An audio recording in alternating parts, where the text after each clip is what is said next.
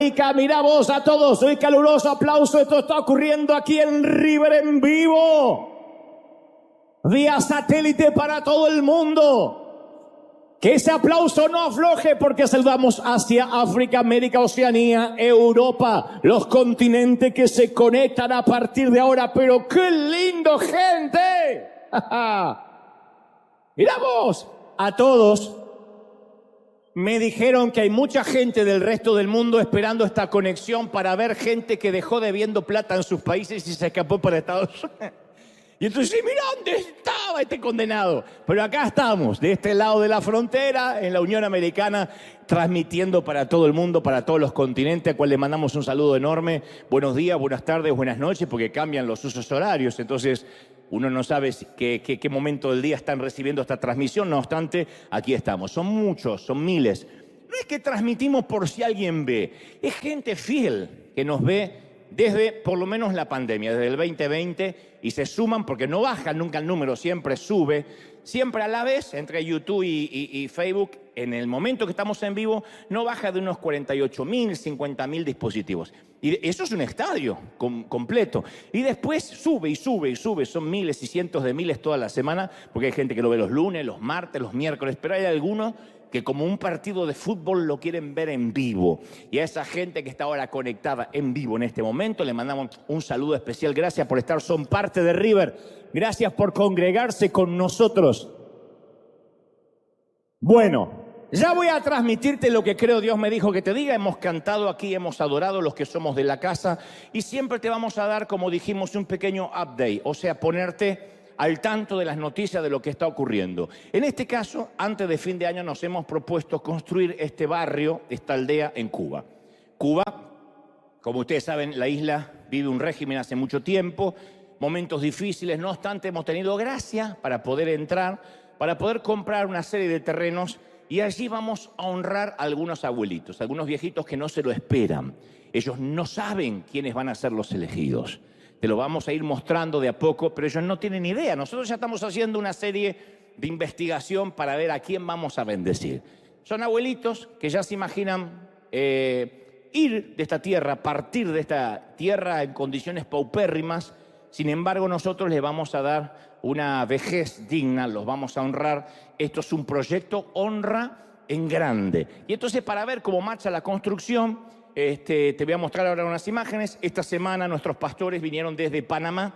Fuimos a Panamá a comprar en una zona que se nos permite trasladar todo lo que compramos a Cuba. Fuimos a comprar juguetes porque para fin de año vamos a hacer un River Toy mundial en varios países. Creo que son hasta ahora unos 7 u 8 países, y aquí también, obviamente. Esto estamos hablando para Navidad. Vamos a ir mostrándote todo diciembre lo que pasa en cada país, regalando los cientos de juguetes a los chiquitos, entre los que está Cuba. Por eso viajamos a Panamá, para comprar ya los juguetes y además materiales para la construcción, para que esto pueda ser una realidad. No solo los juguetes, sino este barrio que estamos construyendo allí en Cuba. Una pequeña noticia, 30 segundos. Esto es River News, para ver cómo marcha la construcción, y esto se lo queremos mostrar también a la gente del resto del mundo. Miren. Eso es todo, una pequeña noticia. Muchas gracias, como nos están mirando. Saluda a todos los cubanos. Le dijimos, mándennos por semana a ver cómo marcha la construcción. Ya la semana que viene tenemos que ver los techos, si no hacemos una demanda.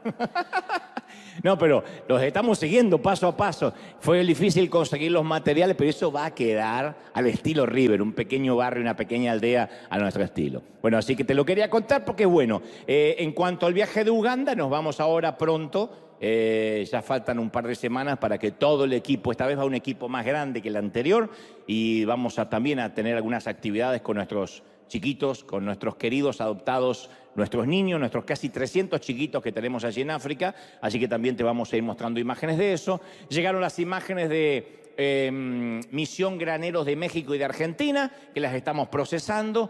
Todo esto es gracias a tu generosidad. Yo nunca hago esto, Dios sabe que no, pero a mí me encantaría que tanto en casa como acá te atrevas a mirarle a alguien y decirle: gracias por ser generoso, cabezón, gracias por ser generoso, gracias por ser generosa. Porque esto hace sentir mal al que es devoto de la Virgen del Codo, Al que no da dice, ¿por qué me agradeció? Pero o lo ayuda a ser agradecido, ¿no es cierto? Bueno, ayer, literalmente ayer, poco después del mediodía, sin dormir, llegamos desde Miami, porque la gira, ¿se acuerdan que hace una semana fue en New York, en Manhattan, y esta vez nos tocaba en Miami? Por una cuestión de venues, por una cuestión de lugar, de sitio para hacerlo, nos tocó hacerlo un viernes. Yo siempre le escapo los viernes, pero esto fue el viernes por la noche en un sitio muy emblemático de Miami donde vivimos nuestra conferencia con un lleno total. Fue maravilloso. En Miami hay cubanos, venezolanos, colombianos y son muy bullangueros, son de hacer mucha bulla, mucho ruido. Así que casi hasta me costaba hablar, porque yo decía algo, se reían, aplaudían, hasta lloran a los gritos. Eso es impresionante. Así que fue maravilloso verlos cómo disfrutaban. Son 2 horas 20, que es lo que está durando la conferencia. 2 horas 20. No hay música, no hay nada más que la palabra transmitida. De un modo, claro, más espectáculo, porque los voy llevando por las risas, por la nostalgia. Es como un viaje por el tiempo en primera instancia, y después somos tocados profundamente cuando Dios nos empieza a hablar de lo que realmente es importante en la vida. Yo siempre te lo voy contando porque sé que ustedes oran mucho por mi salud cada vez que viajo y nos sostienen al equipo. Gracias por eso, gracias por ser tan fieles. Esto fue maravilloso, esto es Miami. Como decimos siempre, oren por todas las fechas que quedan. Ahora el 4 de octubre nos toca Ciudad de México. Le mandamos un saludo a los mexicanos en el Auditorio Nacional. Vamos a hacerle la competencia a Luis Miguel. El 31 de octubre nos vamos a Chicago, el 2 de noviembre a Boston, el 14 de noviembre nos toca Washington y después todas las fechas que siguen, ¿no? Pero México es la que nos queda ahora de América Latina. Y como decimos siempre, una imagen o varias valen más que 1000 palabras. Después de esto ya te transmito lo que creo Dios me dijo que te diga. Pequeño video de un resumen de lo que pasaba antenoche en Miami. Te ríe y toda esa vaina. Me encanta cuando dicen, y toda esa vaina, ¿no? Los cubanos, los colombianos, los venezolanos comparten esa frase cuando no saben qué decir, y toda esa vaina que está. Pero gracias, lo queríamos, siempre te lo muestro para que sepan que Dios sigue apoyándonos, bendiciéndonos. Ahora la próxima parada en 2 semanas, insisto, es México, pero Dios nos ha bendecido muchísimo. Es una conferencia que obviamente nunca hasta ahora di aquí, ni en River ni en Los Ángeles, pero que fuimos llevando por el resto del mundo y que es realmente maravillosa. Ya fue probada, llevamos hasta la noche de antenoche 14 en total fechas, que fue maravilloso y vamos a seguir porque son casi 30 y tantas. Así que oren por la salud, oren por las ambulancias que me trasladan hasta el aeropuerto. ¿Sí? Muy bien, ¿estamos listos? Digan conmigo, estoy listo. Muy bien. En un momento durante justamente esta gira, yo suelo reflexionar acerca de la generación de aquellos que nos estamos yendo. Y menciono que quienes rondamos los 50, que apenas lo estamos rondando, tampoco lo rondamos hace mucho, fuimos y seremos una generación como quizá nunca jamás se vuelva a ver, porque somos parte de una edición exclusiva, de un lote limitado. Pero fundamentalmente somos la generación, y esta es la razón, que respetaba a sus padres, que oía a sus profesores, a los maestros, a los abuelos, a las personas mayores. Somos la generación del por favor y el gracias, que eran las 2 frases o las 2 palabras que abrían todas las puertas.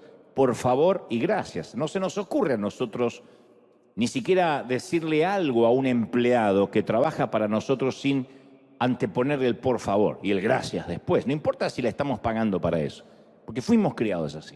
Desde chiquitos nos enseñaron a abrirle la puerta a las mujeres, les cedíamos nuestros asientos, fueran ancianas o fueran jóvenes. Yo sé que los de Farruko y Justin Bieber para acá no entienden nada, pero les cedíamos el asiento a cualquier dama.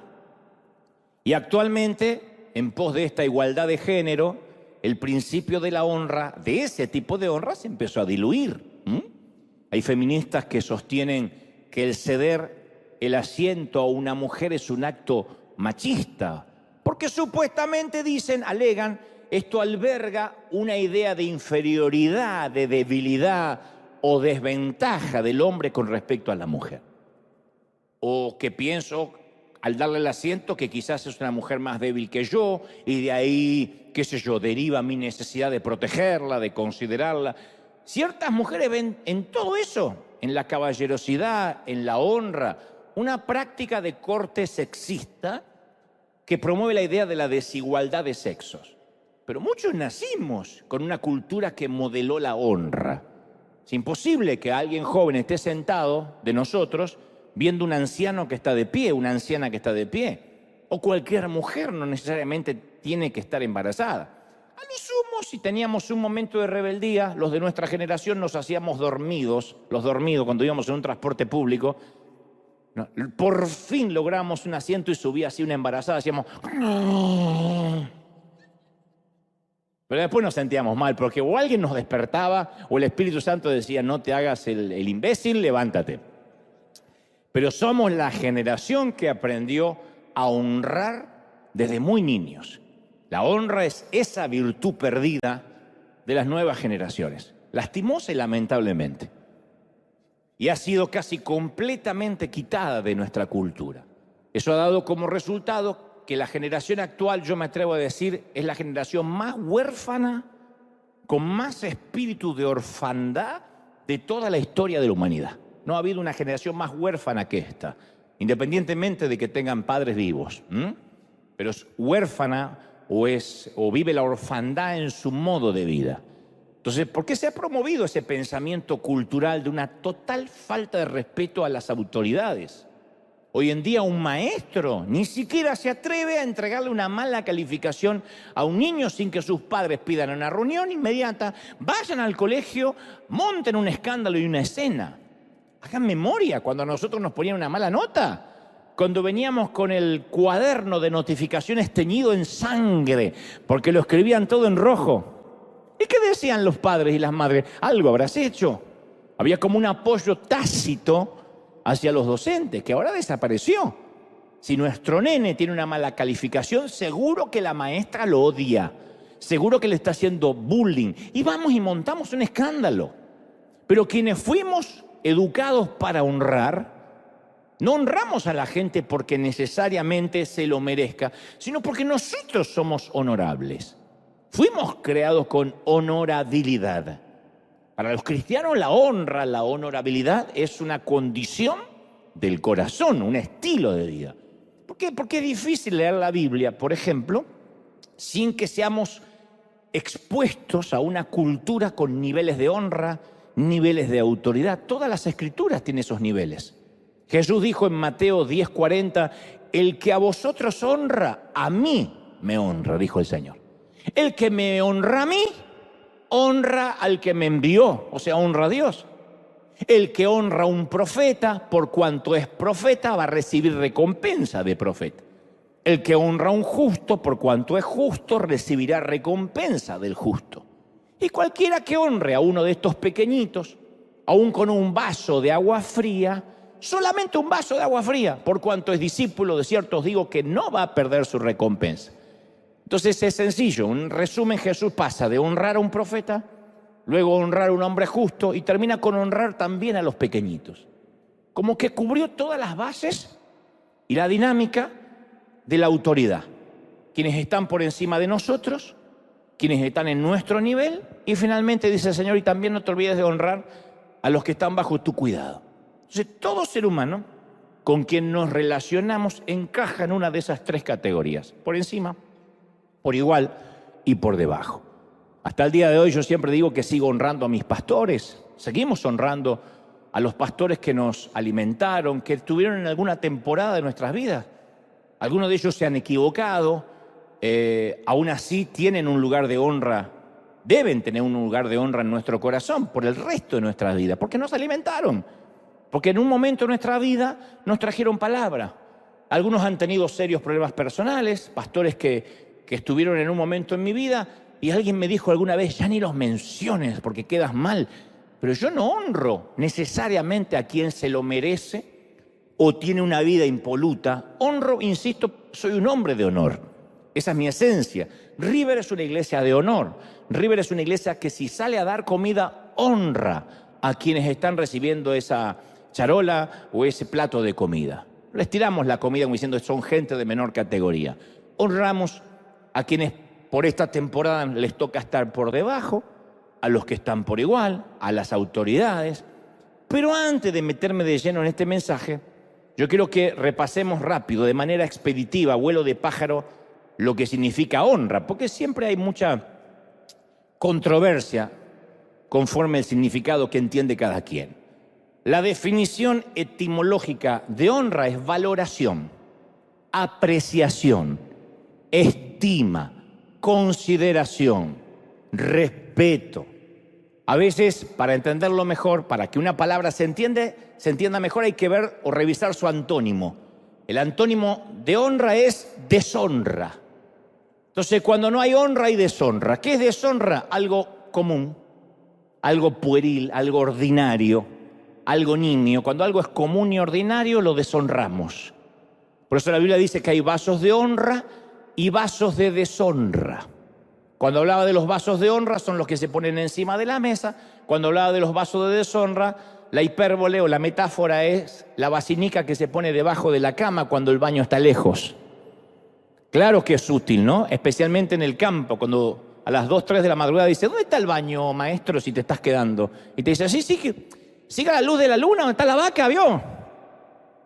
Ahí uno dice, ¿por qué no tengo un lindo vaso de deshonra? Se le dice deshonra porque es para algo íntimo, ¿no? No es para andar poniéndolo arriba de la mesa, obviamente. Pero la verdadera honra, según las Escrituras, se origina en el corazón.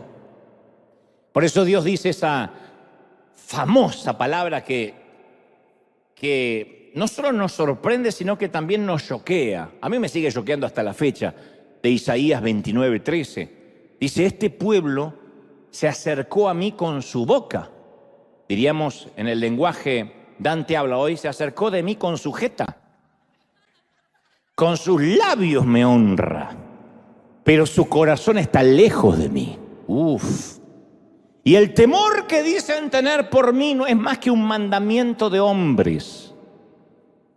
El Señor dijo, me honran de la boca para afuera, no del corazón. Porque la verdadera honra surge de un corazón que tiene temor de Dios. Y para comprenderlo mejor te voy a enumerar algunos principios rápidos. Todavía no me meto de lleno en lo que Dios me mandó que te dijera, pero esto para construir la base de lo que vamos a edificar. Primer principio que no podemos olvidar, la honra nos permite acceder a una vida milagrosa. Jesús dijo que en Nazaret no lo habían honrado. Vieron a él un hombre ordinario, vieron en él un muchacho común. La Biblia relata en Marcos 6:5, dice, y no pudo hacer en Nazaret milagros, salvo que están unos pocos enfermos y se fue. Y yo siempre me pregunté, ¿por qué Jesús no pudo hacer milagros en su ciudad natal? ¿Qué o quién se lo impidió? Porque él hizo grandes milagros en muchas ciudades. Bueno, la respuesta de por qué no pudo hacer milagros en su ciudad natal está en la misma gente de Nazaret, registrado en Marcos 6:2, que murmuraban, ¿y de dónde tiene este tipo estas cosas? Otro decía, ¿y qué sabiduría es esta? ¿De dónde la sacó? ¿No es este el carpintero, hijo de María, hermano de Jacobo, de José, de Judas, de Simón? ¿No están aquí con nosotros también sus hermanas? Y se escandalizaban de él diciendo, ¿este de dónde salió? ¿De dónde vino? Y Jesús le decía, no hay profeta con honra en la propia tierra, y mucho menos entre sus parientes y en su casa. Marcos escribe en un momento que hasta los hermanos de sangre de él, los hermanos orgánicos, digamos, biológicos, estaban resentidos y ofendidos con Jesús. Entonces yo me puedo imaginar a una vecina de esas que pululan la geografía de todos los barrios, con la escoba doblada, esa que se le dobla la escoba de tanto chismosear en la vereda, diciendo, esto no puede ser. Si este tipo estuvo en la misma clase de la escuela de mi hijo, ¿qué se viene a hacer el Mesías? Si venía a hacer la tarea a casa de mi hijo. Otro allá de no, si su familia es vecina mía, este jugaba con mi hijo. Otro alega, yo lo conocí de más grande, construyó la mesa en la cual comemos todos los días. Estamos hablando del hijo del carpintero del barrio, ¿de verdad? Entonces, en resumen, una vida que no honra es una vida que se queda sin acceder a ningún tipo de milagros. No podemos obtener algo milagroso nunca de alguien a quien consideramos ordinario. No se puede. Si Jesús es alguien más, si Dios no nos produce temor, lo más probable es que no haya milagros en nuestra vida. Lo mismo pasa cuando queremos recibir una palabra de Dios de quien no consideramos, ni siquiera que sea un vocero del Señor. Por eso yo digo siempre, en cuanto tú no consideres al hombre de Dios como un hombre de Dios, no vas a poder recibir más. Eso explica por qué en un mismo servicio alguien recibe muchísimo y a su lado el otro bosteza como un hipopótamo y se duerme. Y uno dice, pues si es el mismo servicio, si es el mismo mensaje. Hay gente que a veces escribe, que mira nuestras transmisiones y dice, yo no puedo creer, mi sueño es estar en River y cada vez que enfocan veo a uno que está durmiendo. Y bueno, la explicación es que uno llegó al servicio para honrar a Dios y otro vino a perder 2 horas de su vida. Entonces, cuando no tiene expectativa, cuando no honra el servicio, cuando no dice, hoy me levanto para honrar a Dios, hoy me lavo la cara porque voy a honrar a Dios, cuando solamente dice, hoy toca ir a la iglesia, entonces no va a recibir milagros. Es el mismo Señor, es la misma presencia, uno honra y el otro no honra. ¿Sí? Segundo principio, la honra hace que tratemos con respeto aún a nuestros enemigos. Judas 1:9 relata este principio, dice, ni siquiera el arcángel Miguel, cuando argumentaba con el diablo disputándose el cuerpo de Moisés, se atrevió a pronunciar contra el diablo un juicio de maldición. Esto le va a incomodar la teología a unos cuantos, pero está en las Escrituras. Judas es un libro canónico, no lo acabo de inventar. Le dijo el ángel al enemigo, que el Señor te reprenda, que se arregle contigo. Y agrega Judas, algunos maldicen todo lo que no entienden. Y como animales irracionales que no piensan, es precisamente esa maldición de lo que no entienden lo que los corrompe. ¡Qué fuerte! Tenemos que tener mucho cuidado de no maldecir lo que no entendemos. A veces me muestran una cosita por ahí en YouTube, mirá este mover de Dios por acá, mirá acá la gente hace como animales, acá le agarra la chiripiorca del chavo. Yo he aprendido, si no entiendo, no juzgo. Yo no sé cómo mide Dios. Dios pone la cinta de medir alrededor de los corazones y nosotros la ponemos alrededor de lo que vemos. Y a pesar de la advertencia de Dios, no mires, yo no miro lo que los hombres miran, yo miro el corazón. A pesar de eso, seguimos juzgando a la gente por lo que hace, por lo que nos parece, por lo que a nosotros nos gusta y no nos gusta. Entonces yo no sé cómo es que Dios mide, yo estoy convencido que en el cielo nos vamos a encontrar con gente que pensamos que ni podía pasar por la vereda de una iglesia. Y otros que tenían el cielo asegurado, según nosotros, no van a estar ahí. Dios mide de un modo diferente. Y si alguien merecía la deshonra era el diablo. Pero Miguel no trató a su enemigo faltándole el respeto. Aún ante Satanás, Miguel sigue siendo honorable. Le dijo a Satanás que el Señor te reprenda. Arreglate con el que te creó. No le dijo diablo inmundo, basura, espíritu de suegra. No, lo respetó. Yo sé que algunos le van a decir, pero ¿cómo? Y bueno, Miguel dijo que el Señor te reprenda, ¿no? Que es lo que uno debería hacer, te reprendo en el nombre del Señor. Estamos diciendo, no estoy yo, sino es el Señor el que se las va a arreglar contigo. Tercer principio, los que saben honrar no solo bendicen cuando ven una necesidad. Por ejemplo, el que tiene mentalidad de ratón, el que tiene mentalidad de Jerry, siempre va a pensar, ¿y por qué no dan dinero donde hay más necesidad? ¿Y por qué no van al África? Ay, ¿por qué amueblan esas casas lindas en Estados Unidos? Hay gente que considera dar solo si hay una necesidad. Padecen el síndrome de Judas. ¿Por qué en vez de desperdiciar este perfume en Jesús, no lo vendemos y se lo damos a los pobres? O sea, suena espiritual, pero en realidad es una mente que no tiene la menor idea de lo que significa honrar. Judas no entendía la honra. Para él, tirar un perfume a los pies de Jesús era un desperdicio. Por eso algunos no saben ofrendar y ponen centavitos. Porque la Biblia dice, honra a Jehová con tus bienes. No dice dale una limosna a Jehová, dale un tip, dale una propina a Jehová. Honra a Jehová con tus bienes y con las primicias de todos tus frutos. Entonces, cuando yo voy a poner una ofrenda, me tengo que preguntar, no si el billete es pequeño o grande, sino si realmente lo estoy honrando. Porque puede que seas como la viuda y es lo último que tienes y lo estás honrando a Dios con tus 2 monedas. O puede que estás tirando una propinita que no le darías ni siquiera al camarero de la esquina y entonces estás deshonrando a Dios. La gente no es que no sepa ofrendar, no tiene ni idea lo que es honrar. Porque si tú le tiras una moneda al piso, al camarero, para que la levante del piso, no lo estás honrando. La gente no tiene idea de lo que es honrar, no es que no sabe ofrendar. Y alguien que no sabe honrar tampoco sabe adorar a Dios. Es imposible que alguien levante las manos y cante soberano Dios y no se le caiga $1 en la ofrenda. ¿Por qué? Porque no adoramos a Dios porque Dios lo necesita. Aunque Él se merece toda la alabanza y la adoración, lo adoramos por una cuestión de honra y porque nosotros necesitamos adorarle. Entonces, aquel que no sabe ofrendar, yo tengo la teoría de que tampoco sabe adorar. Porque pensará que Dios tiene un problema de estima o un problema hormonal y necesita que lo adoren.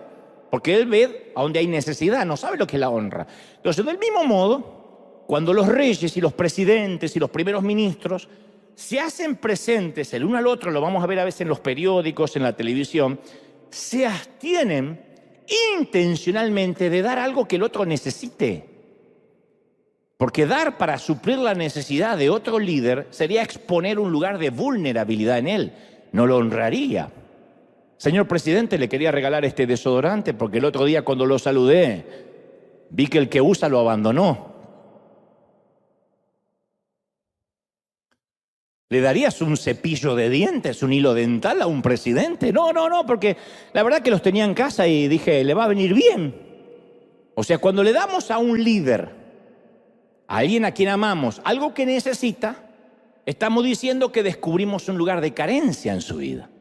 Cuando suplimos una necesidad, estamos diciendo, tengo algo que tú no tienes. Está bien. Vamos a darle de comer a los que viven en situación de calle. Le estamos dando algo que ellos no tienen. La honra es otra cosa. Por eso, para poder honrarse, los grandes líderes siempre intercambian regalos que son de lujo, que no son de primera necesidad. O algo típico, esto es algo típico de mi país, o un cuadro, lo que sea. Si le pagas un café a alguien, no es porque necesariamente esa persona no puede pagarlo, sino porque lo quieres honrar. Te quiero honrar pagándote un café. Después está el otro, el que no puede entrar a la cafetería porque no tiene. Pero si tú le dices al que está delante, ¿me dejas pagarte el café? No es que está diciendo, te veo cara de ratón que no tienes para pagar el café, sino que te quiero honrar. A mí me han pasado en restaurantes que he entrado y dice, alguien le pagó la cuenta. En primera instancia, si yo no tuviera para pagar la cuenta, no estaría comiendo en un restaurante. Pero alguien dice, alguien lo quiere honrar y ya pagó la cuenta. Obviamente ahí es cuando pido postre y todo lo que no había pedido. No, es broma. Porque comí justo barato, justo hoy. Pero lo quiero honrar. Bueno, esto es lo que la honra produce. Dicho esto, me voy a meter en un par de temas difíciles, porque lo que te conté hasta ahora son principios muy profundos, pero no es lo difícil de la honra. Ahora se va a poner bravo. Y el que se levanta, a menos que se esté orinando, va a quedar feo que se levante ahora.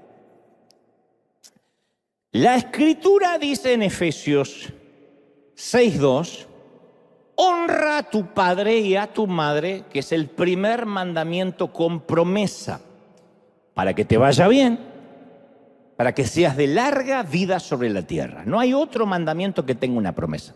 No dice, no mates para que no te salgan acné. No robes para que no te quedes pelón. No. El único que tiene una promesa, honrar a nuestros padres, no es una sugerencia, no es una recomendación, no es un consejo. Algunos creen que es un consejo. Sí, tomo el consejo. No es un consejo, es un mandamiento. Es una orden. Y deshonrar a los padres también se convirtió en la nueva normalidad de este siglo. Está arraigado en nuestra cultura. Dijimos que la verdadera honra se origina en el corazón. Y Jesús afirma, de la abundancia del corazón habla la boca. Y a mí me sorprende, y no es que me estoy poniendo anticuado, demodé, viejo o pacato. A mí me sorprende la manera en que muchos hijos tratan a sus padres, del modo en el que le hablan, por mucha confianza que tengan con el padre. Los padres y las madres no son amigos de sus hijos, son padres. No son amigos, no son carnales, no son compadres.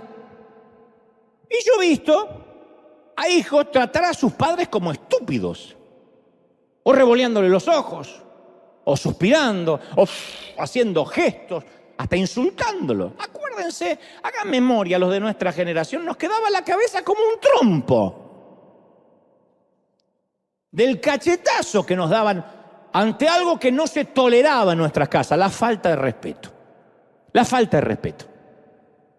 O sea, cualquier cosa podíamos conceder gracia. Cualquier travesura que hiciéramos. La falta de respeto a nuestros padres era una línea que no podíamos cruzar, no se nos podía ocurrir. Deuteronomio 27:16 dice, maldito el que deshonrare a su padre y a su madre. Y ser maldito es un asunto serio, no es una recomendación. Dios no dijo necesariamente maldito el que asesine, el que robe, maldito el que practique la inmoralidad sexual, maldito el que practique la brujería. Sin embargo, dice Dios que quien deshonra a su padre y a su madre es maldito. Y recordamos que deshonrar es tratar a alguien como común, ordinario, de manera humillante en el peor de los casos. Entonces, uno de los ejemplos más fuertes de las Escrituras es Cam. Cam fue el hijo menor de Noé. Después del diluvio, Noé se dedicó a la agricultura. Entonces, una noche, las Escrituras dicen que bebió de más y se emborrachó. Y Noé, una vez ebrio, se fue tambaleando hasta la tienda, se quitó toda la ropa y se desmayó desnudo, completamente desnudo. Entonces Cam, cuando entró a la tienda donde estaba su papá desnudo y lo vio, salió y se lo contó a todos los hermanos burlándose. Dijo, muchachos, tienen que ver esto. El viejo está borracho como una tuba, totalmente desnudo. No se pierdan este espectáculo ridículo. No tenían celular, sino lo colgaban en las redes.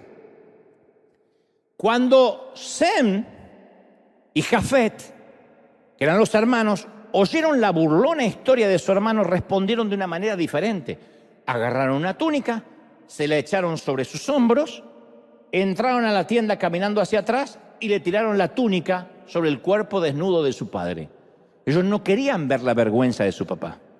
A la mañana siguiente Noé se despierta, descubre lo que Cam había hecho y Génesis 9:25 relata, y dijo, maldito sea Canaán, siervo de siervos, esclavo de esclavos será a sus hermanos. Mas bendito sea por Jehová, Sem, y Canaán lo va a servir. Engrandezca Dios a Jafet, y Canaán lo va a servir. Canaán será siervo. Entonces fue un principio profético para varias generaciones. Cam deshonró a su padre y esa maldición alcanzó no solo a él, sino a los hijos, a los nietos, a los descendientes. De ahí vienen los cananeos, los que habitan Palestina hasta el día de hoy. Alguien podría pensar, sí, pero Noé se emborrachó. ¿Cómo vamos a honrar a un tipo que está haciendo una tontería, una locura? Sí, pero el fracaso moral de Noé era una prueba de honra para sus hijos y reveló sus corazones. Y esto no es encubrir el pecado. Una cosa es no encubrir el pecado y otra cosa muy distinta es el canibalismo público. Por eso la Biblia no dice, honra a tus padres si se lo merecen, porque la mayoría no se lo merecen. No porque tus padres sean malos, sino porque todos somos malos padres.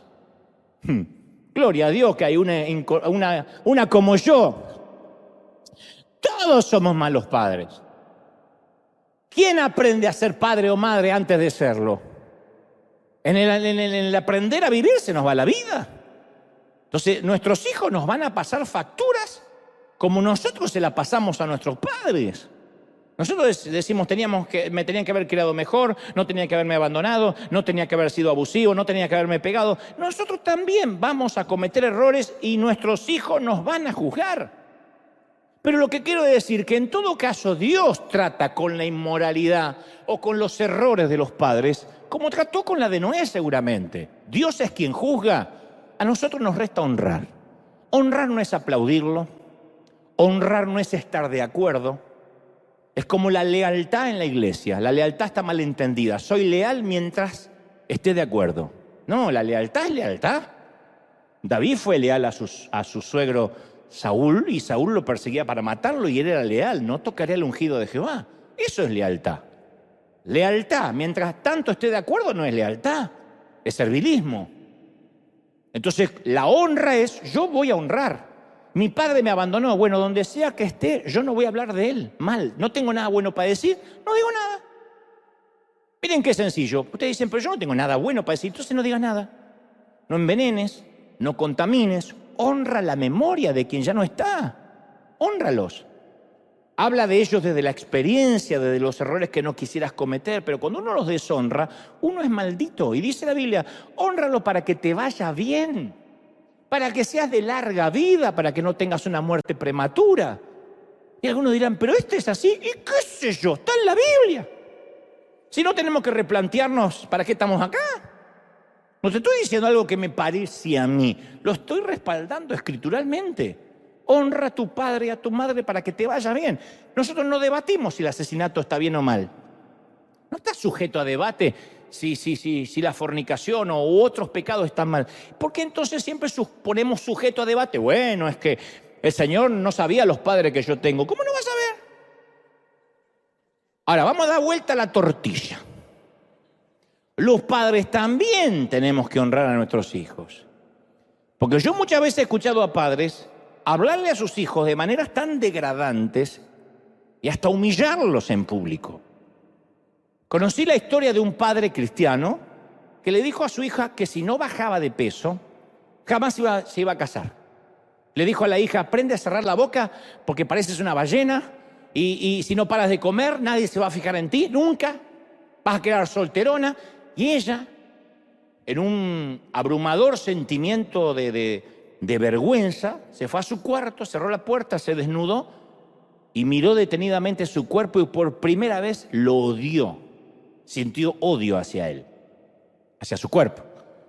Y desde ese momento se volvió demasiado consciente de su tamaño y se consumía pensando en su sobrepeso. Y entonces, no obstante, comenzó a cuidarse con las comidas, redujo las porciones, comenzó a perder peso, pero jamás olvidó las palabras del hombre a quien ella más había admirado desde que era una niña, su propio padre. Y desarrolló un nuevo paradigma en su mente. Si estoy delgada, soy digna de amor y atención.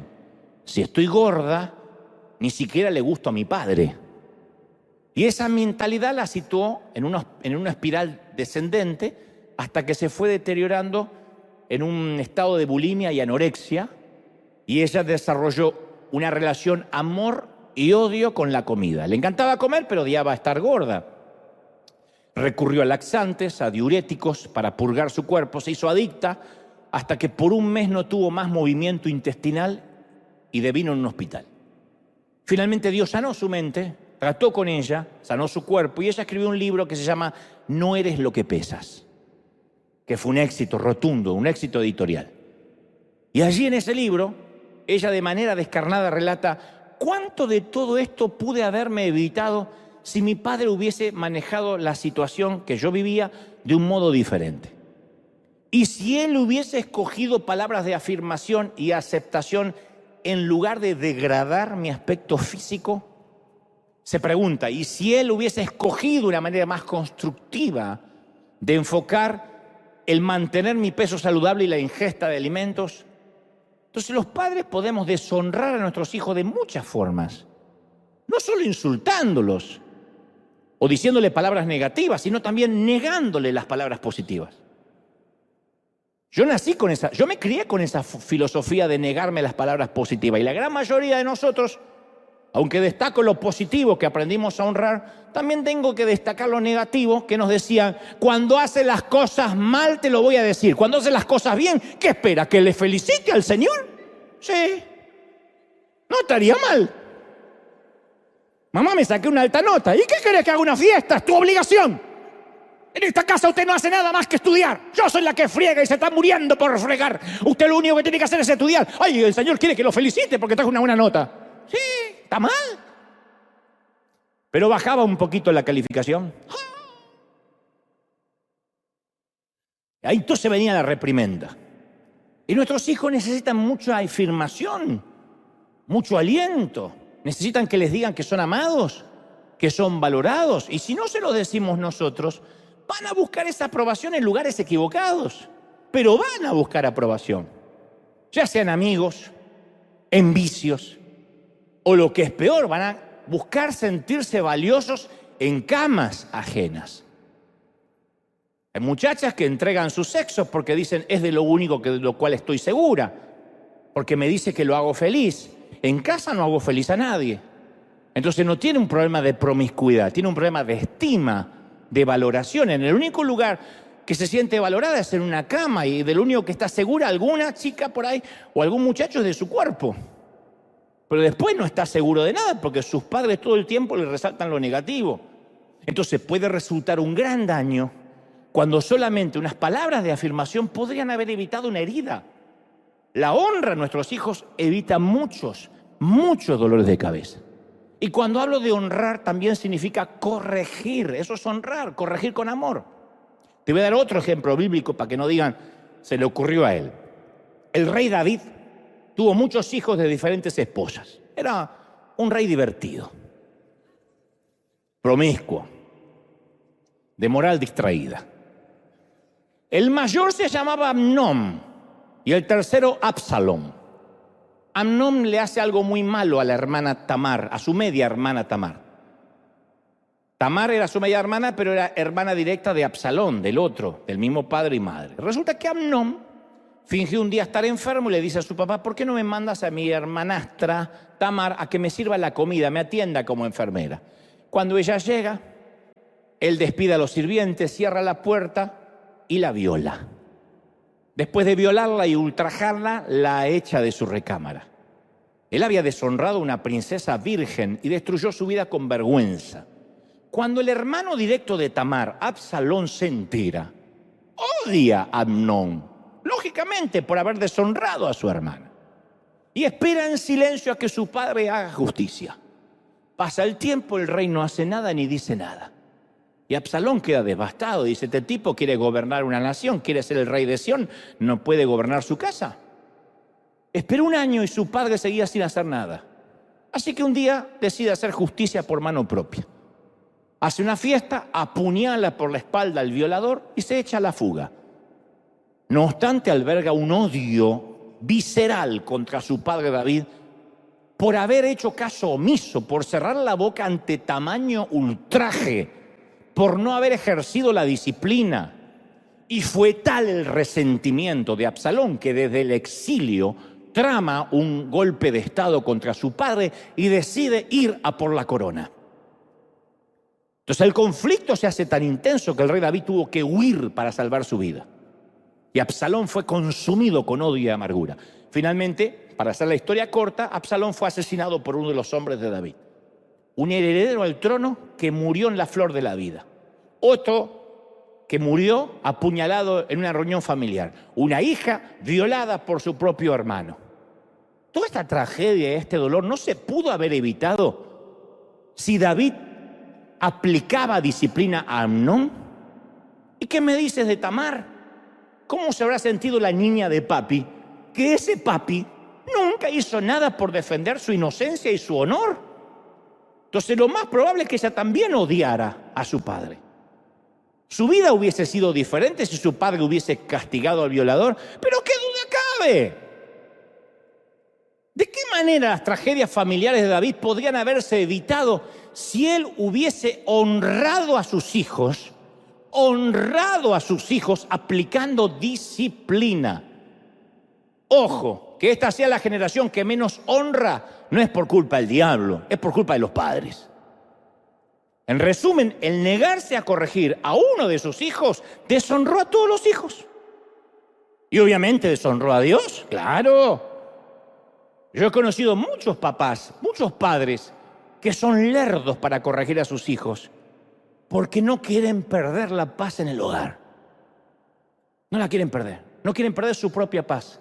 ¿Vieron el chiste que yo siempre le cuento del muchachito que está haciendo un despadre, un desastre en el mercado? Y el papá dice, tranquilo, Joel, tranquilo, Joel. ¡Pah! Rompe todo el niño. Ay, Joel, Joel, haya paz en tu corazón, Joel. Y una madre le dice, yo lo admiro, cómo tiene esa paz. ¿Cómo le habla con tanto amor al hijo? Y dice, no, Joel, soy yo.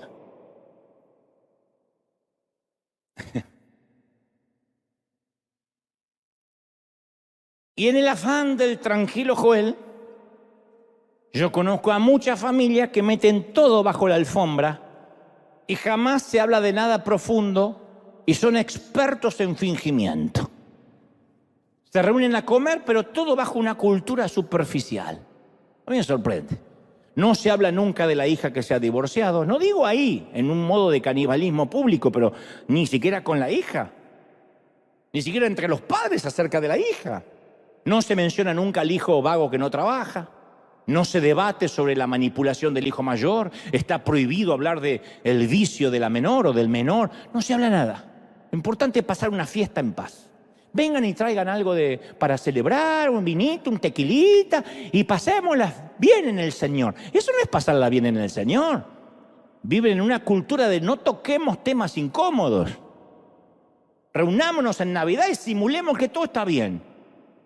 Y esos hijos a los que nunca se los incomoda o nunca se los corrige, terminan sintiendo desprecio por esos padres. No es que dicen, qué gran carnal, qué gran compadre que es mi papá, nunca me dice nada.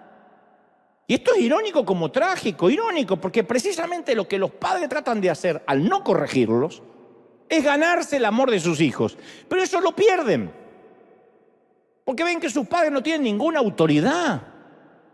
Y tarde o temprano es una apuesta que no podremos pagar. Los hijos dirán, nunca mi papá se plantó en casa. Nunca mi mamá habló lo que tenía que hablar. Gritaba por estupideces. Iba a decir babosadas. Gritaba por babosadas. Pero nunca se paró y habló por las cosas realmente serias. Eso es lo irónico y lo trágico, que esos hijos siguen tomando malas decisiones perjudiciales para ellos, para toda la familia. Entonces Proverbios 13:24 da un diagnóstico crudo. Dice, el que detiene el castigo a su hijo odia, a su hijo aborrece. El que lo ama desde temprano lo corrige. El que lo odia no lo corrige, el que lo ama desde temprano lo corrige. ¿Sí? Honrar a nuestros hijos es, te voy a corregir. ¿No me puedes comprar tal cosa? Claro que puedo, no quiero. Porque nosotros nos criamos en la cultura del no puedo, no hay. Y nosotros ahora vivimos una cultura que suele haber. Hay crédito, hay una tarjeta. Podemos, pero tienen que entender que no todo lo que se puede, todo lo que se quiere se puede, ni va a estar en el momento que lo exijan.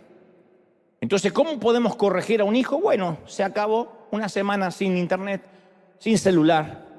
Y que digas, no, pero él ya es un hombre de 14 años, vive bajo tu techo. No paga renta.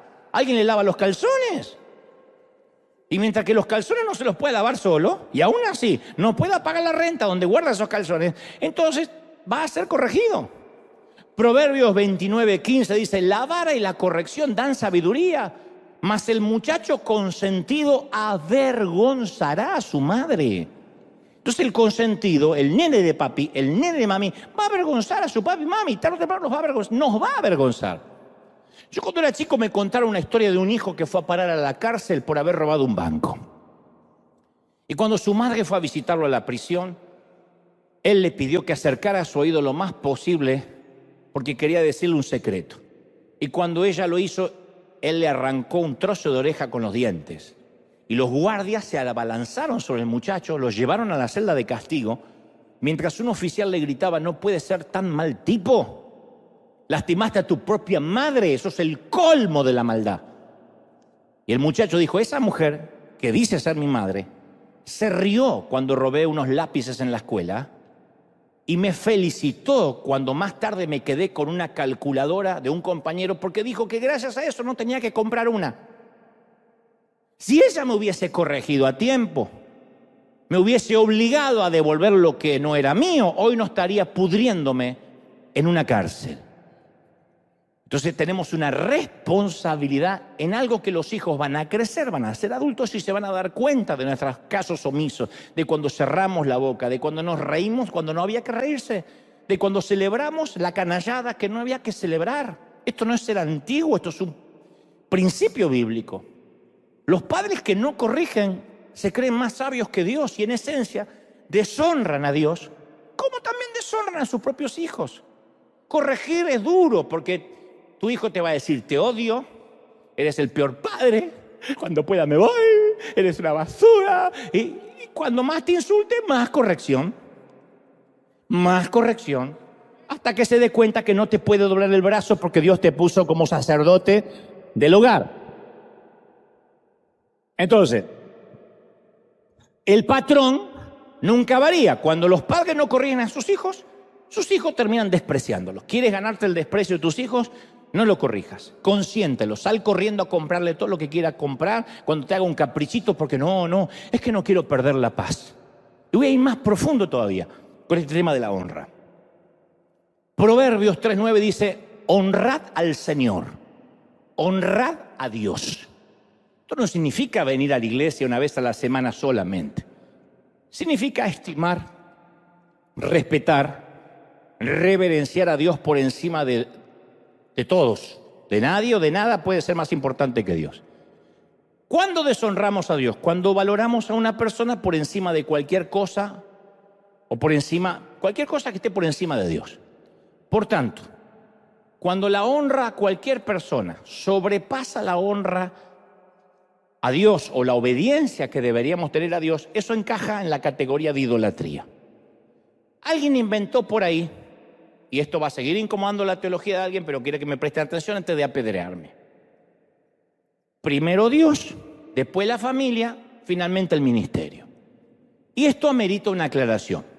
No es del todo verdad y no es del todo mentira. Dicen primero Dios, después la familia, después del ministerio. Entonces primero habría que aclarar que etimológicamente qué es ministerio. Ministerio no es venir a la iglesia, ministerio es una asignación divina. Es una misión de parte de Dios. El orden bíblico fue siempre Dios, asignación y familia. Claro, cuando esto está mal entendido, creemos que Dios, horas en la iglesia, descuidar mi familia. No, Dios, asignación y familia. Lo voy a explicar. Proverbios 24:27 afirma, ordena tus labores de afuera, tenlas listas para ti en el campo y después edifica tu casa. Nunca vamos a verle que Dios le dice a Abraham, vete de tu tierra y tu parentela, pero si Sara no está de acuerdo, me avisas y yo veo de cambiarte la orden. No quisiera que pierdas la paz en tu casa. Ya sabemos que Sara a veces no tiene los patitos en fila. O a José, mira José, tengo un sueño para ti, pero asegúrate que tus hermanos te apoyen, que estén de acuerdo. No quisiera una disputa familiar, a ver si te terminan vendiendo como esclavo. O a Jonás, mira, la idea de Jonás es que vayas a Nínive, pero consúltalo primero con doña Jonás, porque si no yo me busco otro candidato. O al Espíritu Santo decirle a María, Dios te salve María. La idea es que concibas en tu seno al Hijo de Dios, pero consúltalo con tu prometido José, no sea que no quiera apoyarte y se arruine el noviazgo o el compromiso. O Jesús a Pedro, antes de seguirme y tirar las redes, ¿por qué no lo consultas con tu mujer y tu suegra? Lo que menos quiero, Pedrito, es generarte un problema en la casa. Los hermanos de José eran familia, no entendían su asignación. El padre de David era familia, no entendía la asignación de su hijo menor. Séfora era familia, no creía en la asignación de Moisés. La esposa de Job era familia, no creía en su asignación. Los propios hermanos de Jesús eran familia, no creían en su asignación. Por eso hay que diferenciar ministerio de asignación. Jesús dijo en Mateo 10:34, no penséis que yo he venido a traer paz en la tierra. No vine a traer paz, vine a traer espada. He venido a poner disensión del hombre contra su padre, del hijo contra la madre, de la nuera contra la suegra.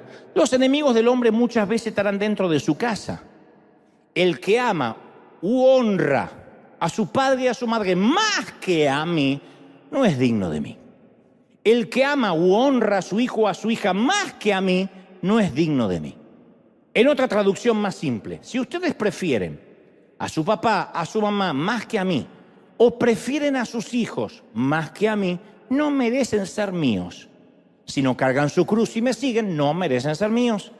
El que no haya dejado casas, hermanos, hermanas, padre, madre, hijos o tierras por mi nombre, ese recibirá 100 veces más y heredará la vida eterna. El que no deje esas cosas no es digno de mí. Vieron que nunca se predica esto, por eso no hay tantos amén, pero está ahí. Ahora, yo quiero dejar esto claro. Esto no es una excusa para abandonar la familia y vivir por fe.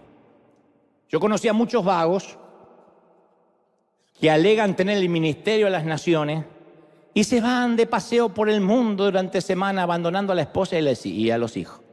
Muy fácil hacerle 4 o 5 hijos a la mujer y después tener un llamado a viajar por el mundo. Le gustó hacer el hijo, pero no le gustó criarlo. O dedicarse a la música y vivir de las ofrendas y a ver cuánto me dan. Y dejar de trabajar y de proveer porque dicen Dios me llamó al ministerio. No, eso no es lo que la Biblia enseña. Primera de Timoteo 5:8 afirma, si alguno no provee para los suyos y especialmente para los de su casa, ha negado la fe y es peor que un incrédulo. Hay que proveer primero para los suyos y para los de su casa. ¿Estamos de acuerdo, sí o no? Ahora, de hecho, hay asignaciones que pueden ser para el hogar. Por eso separo ministerio de asignación, de plan, de misión divina. Hay madres que dedicaron toda su vida a servir a un hijo discapacitado. Esa es su asignación. No despegarse de su hijo. Hay esposas que su asignación es servir al esposo, quien tiene un gran llamado, y ella tiene que estar allí criando a los hijos.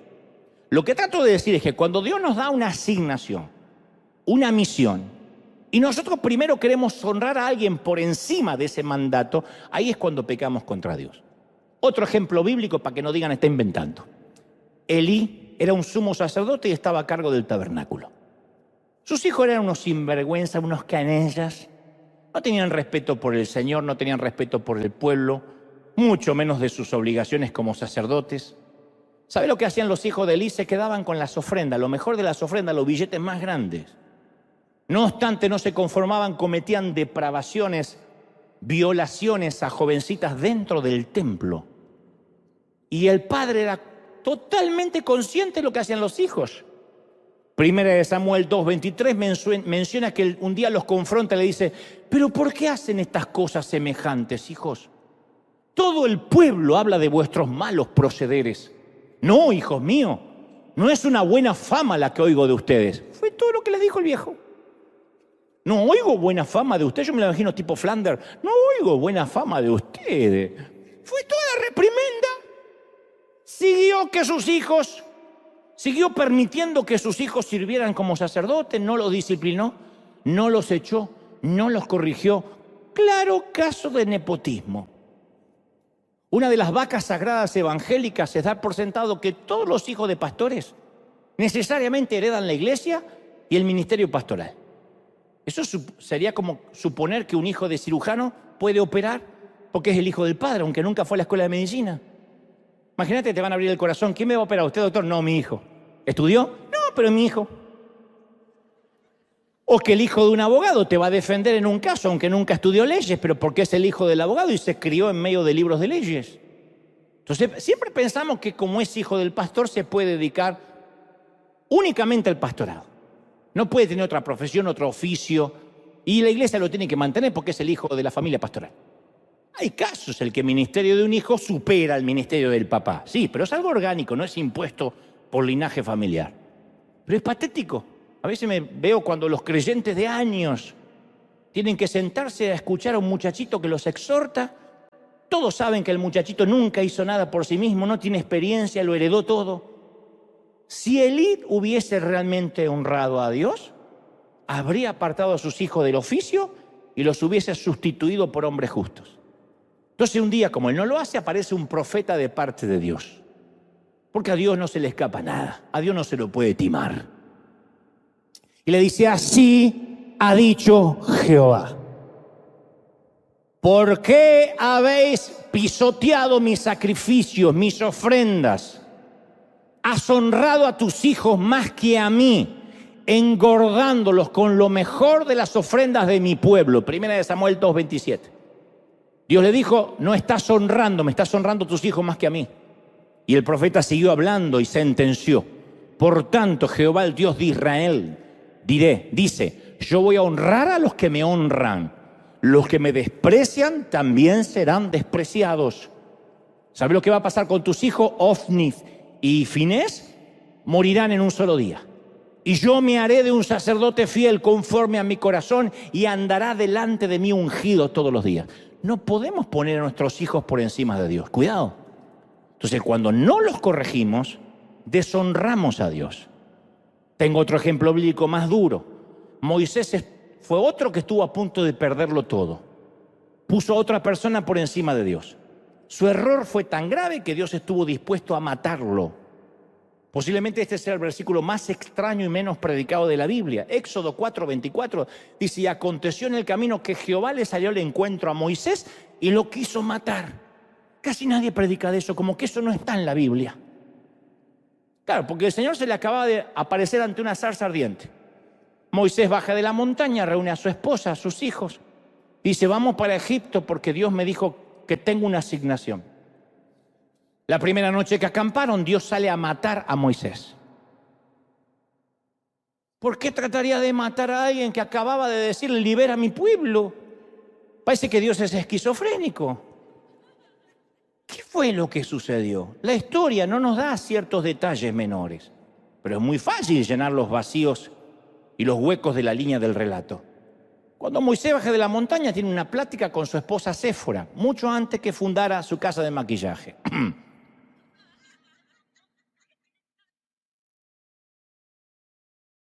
Séfora es una mujer de Madián, una de las 7 hijas de un tal Jetro, de un pueblo árabe. Me imagino que la plática fue más o menos así. Cariño, se me apareció Dios y me dijo que tengo que regresar a Egipto a liberar a mi pueblo de la esclavitud del faraón. Su esposa Séfora le dice, dale, yo voy contigo, viejo. ¿Cuándo salimos? De inmediato dice, pero antes tenemos que hacer algo. En la montaña Dios me recordó el pacto que hizo con Abraham. Me dijo que debemos circuncidar a nuestros 2 hijos. Así que vamos a comenzar con Gerson, el mayor. Por alguna razón Séfora no se opone. Circuncida a Gerson, pero cuando le llega el turno al menor, Eliezer, el menor, ella pone los brazos en jarra así, se planta entre el hijo y Moisés y le dice, lo siento, no vas a hacer esa tortura al pequeño. No lo voy a permitir. Mira, se me corre el maquillaje, Séfora. No sé qué clase de Dios cruel tienes, pero ya fue suficiente por hoy. Y luego imagina que empieza una gran discusión matrimonial. Ella argumenta, ambos gritan. Quizá ella amenaza a Moisés. La pelea dura todo el día, toda la noche. Al día siguiente no se hacen comidas, duermen separados, él va al sillón. Todo empeora. Finalmente Moisés se harta de la resistencia de la mujer y piensa, yo ya estoy cansado de pelear. Yo tengo un llamado a liberar una nación entera y estoy con esta esposa. Yo necesito un poco de paz. Otra vez el mismo patrón. No quiero confrontar a mis hijos porque se pierde la paz. Se arruina la Navidad. No, también lo mismo. No, yo quiero tener paz. Así que cede, le dice Sefi. Está bien, vamos. Van camino a Egipto. Y ahí el Señor se le aparece para matar a Moisés porque no había honrado a su esposa en lugar de honrar a Dios. Dios no está dispuesto a tolerar eso de un líder escogido. Sin embargo, cuando la esposa de Moisés ve que Dios lo va a matar a su esposo, ella agarra y circuncida a ella, a su hijo. Enfurecida toma un cuchillo, una piedra y ella misma circuncida al hijo menor. Y luego arroja el prepucio del chico a los pies de Moisés y le dice, entonces Séfora toma un pedernal afilado, echa a los pies el prepucio de su hijo y le dice, a la verdad, a partir de ahora solo somos esposos de sangre. Y a raíz de ese incidente el matrimonio se separa. Dice en Éxodo 4:26, y Moisés la dejó ir. Ella vuelve con su hijo a Madián y él continúa camino de Egipto. ¿Qué sucedió? ¿Era tan importante la circuncisión? No, para Moisés quería mantener la paz en lugar de ser un pacificador, que son cosas diferentes. Nunca dijo Jesús, bienaventurados los que mantienen la paz. Él dijo, bienaventurados los pacificadores. Quien mantiene la paz hace concesiones a la verdad, a fin de mantener un falso sentimiento de paz. Corregir a tus hijos no va a ser un momento agradable en tu hogar. Va a haber gritos del otro lado, tus hijos te van a faltar el respeto, vas a tener que seguir provocando la paz. Los líderes también caemos en esa trampa de mantener la paz en la iglesia. Y ahí es cuando uno honra a alguien por encima de Dios. Cuando uno quiere honrar a quien ve y no puede honrar a quien no ve. ¿Qué hace el pacificador? Totalmente diferente al que mantiene la paz. El pacificador confronta si es necesario porque quiere verdadera paz. ¿Sí? Verdadera paz. Cuando uno quiere verdadera paz tiene que confrontar. Eso es tener verdadera paz. Y a veces hay que confrontar. Entonces, quien quiere mantener la paz quiere dejar las cosas como están. Y cuando dejamos las cosas como están, Dios no va a salir a matarnos. Pero sí otras cosas en nuestra vida van a empezar a morir. Porque queremos mantener la paz. Hay gente que no quiere tener problemas con su cónyuge, no quiere tener problemas con su suegra, no quiere tener problemas con sus hijos, no quiere tener problemas con los miembros de la iglesia, no quiere tener problemas con los pastores y les da un micrófono a todos los pastores para que todos digan alguna babosada porque si no tiene problemas y se van de la iglesia. Y cuando un pastor quiere honrar a la gente por encima de Dios, hay algo que se va a morir. Su presencia, su gloria, su unción, hay algo que se va a morir. Como líder yo he tenido muchos problemas por no honrar a cierta gente que quería, no sé, abrir el culto, o yo quiero también predicar, o yo quiero también figurar, y me he tenido problemas. Pero mi asignación es cuidar que lo sagrado no se vuelva común, cuidar lo que Dios nos ha dado. Entonces, para no tener problemas uno a veces hace caso omiso. Y a veces hay que confrontar, tanto Moisés como Elí trataron de mantener la paz barriendo lo incómodo debajo del tapete. No se puede. A veces para tener una verdadera paz hay que declarar la guerra. A veces hay tiempo de guerra. Si uno quiere paz, va a haber guerra. Porque hay gente que no va a entender que nosotros queremos mantener las cosas como están. Si queremos paz, va a haber guerra. No negociamos con terroristas. No negociamos con terroristas. Va a haber guerra. Y muchos padres, por mantener la paz, esto no es pacificar, están deshonrando a Dios. Lo que muchos cónyuges hacen al callarse no es mantener la paz. Mejor dicho, es mantener la paz, pero no es pacificar. Y están deshonrando a Dios. Entonces hay un momento en la vida que uno tiene que decir, bueno, yo voy a refinanciar las relaciones. ¿Qué es refinanciar las relaciones? Esto está mal, hay que cambiarlo. No puede ser que nuestros hijos se vayan a cualquier hora y vengan sin avisar si comen de nuestra mesa.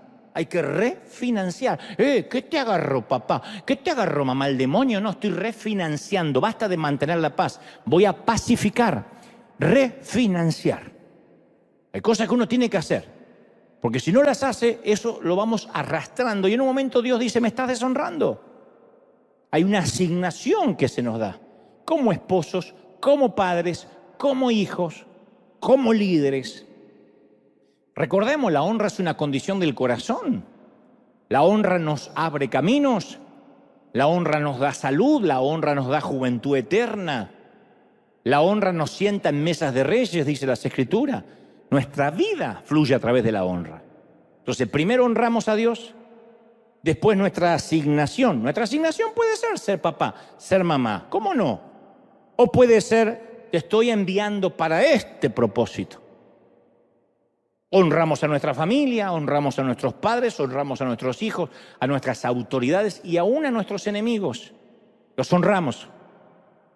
Digo siempre, la naturaleza del alacrán es picar, la del zorrino orinar, la de Messi hacer goles, la de suegra hablar mal de la nuera, la de River es honrar. Esa es nuestra naturaleza. Honramos porque somos gente de honor. La honra es la última virtud perdida de este siglo y nosotros vamos por ella. No tenemos que perderla, no tenemos que resignarnos a perderla. En nuestros hogares tiene que haber honra. Honra al abuelo, honra a la abuela si vive, aunque hable boberías, aunque tenga Alzheimer. Honra a la gente mayor, honra a las mujeres de la casa, honra a los niños de la casa.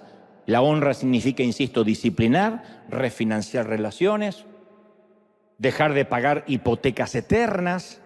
La honra no es pagar hipotecas eternas, ¿eh? Cuando hablo de hipoteca, hablo de hipotecas emocionales. No, fulanito le debo que me trajo a este país, menganito él me abrió las puertas. Bueno, ya está, un momento que uno ya paga. Y uno tiene que decir hasta acá, basta de toda la vida rendir pleitesía. No confundamos honra con pleitesía. No, confundamos honra con cuotas. Uno honra a quien nos honró, gracias hasta acá, y a continuar. Porque alguien te puede abrir la puerta para que pases, pero después quien te sostiene ahí es el Señor. ¿Sí? Quien te sostiene siempre es el Señor. ¿Están conmigo? Vamos a ponernos de pie. Yo quiero que juntos le pidamos al Espíritu Santo que selle esta palabra, que nos bendiga, que nos confirme la asignación a cada quien, sea donde sea que Dios nos haya puesto, que el Espíritu Santo selle esa asignación, esa misión.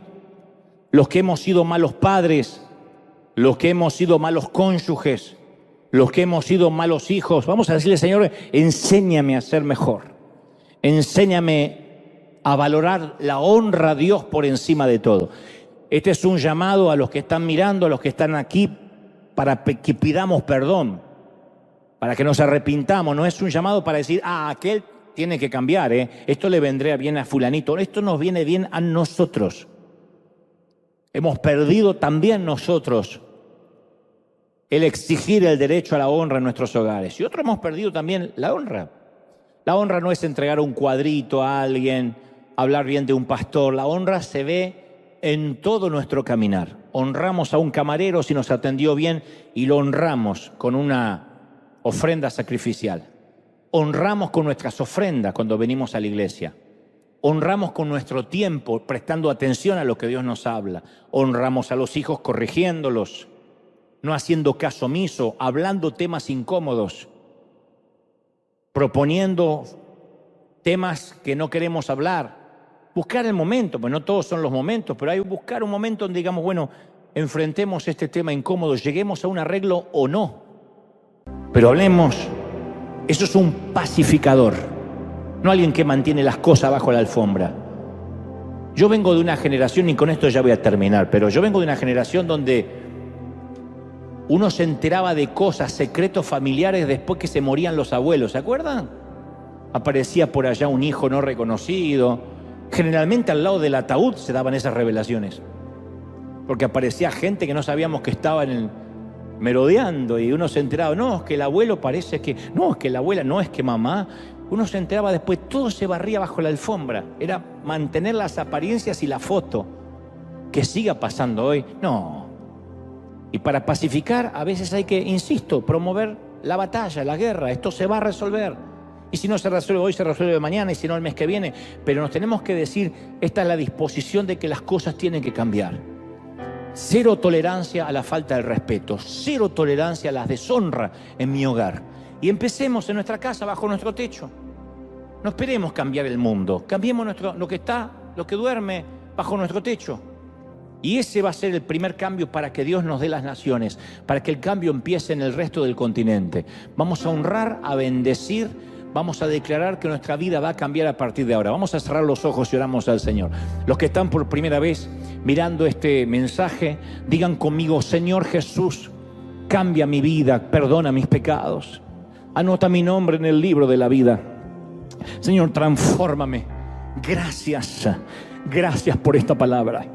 Y ahora todos, si pueden, donde están, levanten su mano, digan, Señor, gracias por esta palabra. Gracias porque la honra ha penetrado en mí. Estoy hablándole a los que no han vivido milagros hace mucho, y los milagros se han ido de tu vida a causa de que no has honrado al Señor y lo has tenido por ordinario. Estoy hablándole a aquellos que no han honrado cuando dan, solo dan cuando hay necesidad y no han sabido lo que es derramar perfume caro a los pies de Jesús. Estoy honrando a todos aquellos que han ido por la vida deshonrando a sus enemigos, maldiciendo, hablando mal, y ni siquiera han tenido la dignidad del arcángel cuando dijo: Jehová te reprenda. Vamos a cambiar el paradigma. La honra será nuestra bandera, la honra será nuestro estandarte, la honra será lo que hacemos cada día, cada mañana en nuestras vidas. Y todos los días esa bandera se mantendrá flameando en nuestro corazón. Honra. Padre, mujeres y hombres honorables se levanten hoy en River. Hombres y mujeres de honor, de palabra, de integridad, de promesas que se cumplen. No estoy hablando de ausencia de problemas, estoy hablando de honra eficaz, de honra dirigida hacia el cielo horizontalmente, y aún en los que están debajo nuestro. Padre, honramos nuestras vidas, honramos tu vida, honramos a partir de ahora la familia. Señor, has hablado palabra esta mañana. Y yo estoy convencido que muchos van a tener que oír el mensaje un par de veces más para que cada frase, cada palabra sea digerida, masticada, para que sea parte de nuestra dinámica de vida. Señor, gracias porque esta mañana nos amas tanto, Señor, porque por eso nos hablas así. ¿Cómo te ama el Señor? Ay, cómo te ama el Señor. Cómo te ama el Señor, que ha traído palabra de sustento, de reconfortamiento, palabras que sostienen nuestra vida, nuestra familia, nuestro ser. Padre, gracias por este momento. Gracias. Perdónanos si hemos sido infieles a nuestra asignación. Si alguien ha venido a hablarnos, si alguien nos ha distraído, perdónanos si hemos perdido el enfoque. Pero este es el tiempo, dice el Señor, donde yo te estoy enviando, y yo pondré de acuerdo a los tuyos, y ellos te acompañarán, porque has decidido honrarme a mí por encima de los tuyos. Bendigo esta iglesia. Levanta las manos y dile: Señor, yo recibo esta bendición. La unción del Espíritu toca a cada quien, toca a cada familia, cada papi, cada mami, cada hijo, cada hogar, cada sitio, cada casa. Bendigo, Señor, llena de gloria y de unción esta casa, casa de Dios, puerta del cielo. Bendigo a estos tus hijos, bendigo a este tu ejército. En tu nombre, Señor, decimos amén, amén y amén. Gloria a Jesús. Nos quedaríamos ministrando y orando horas, pero siempre hay otro servicio. Dale un aplauso grande al Señor de señores y al Rey de reyes. Gente de honor. Hasta el domingo que viene.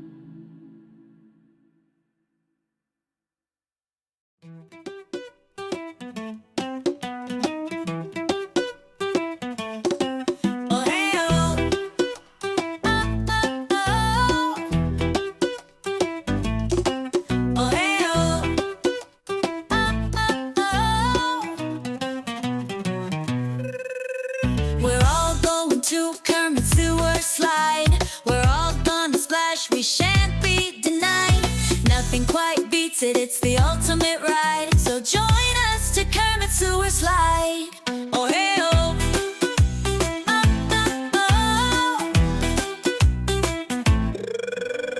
if you're feeling sad or mad at your dad, don't you fret, we got the solution for that. Grab all your friends and take a ride with us, all aboard the Kermit Sewer Slide bus. So hey oh,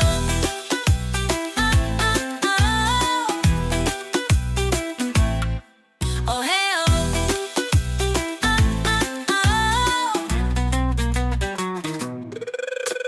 we're all going to Kermit Sewer Slide. We're all gonna splash, we shan't be denied. Nothing quite beats it, it's the ultimate ride. So join us to Kermit Sewer Slide. Oh hey oh,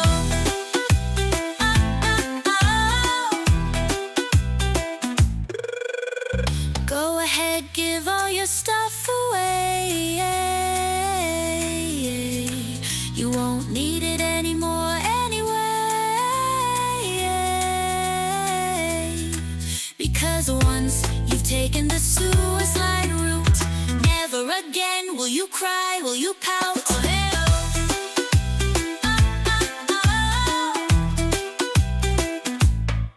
Oh, hey, oh.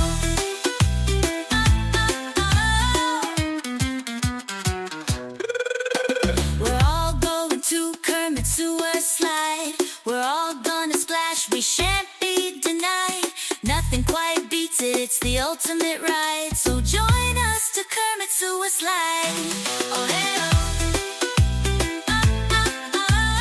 Kermit Sewer Slide, just say yes. Kermit Sewer Slide, no regrets. Kermit Sewer Slide, it's out of sight.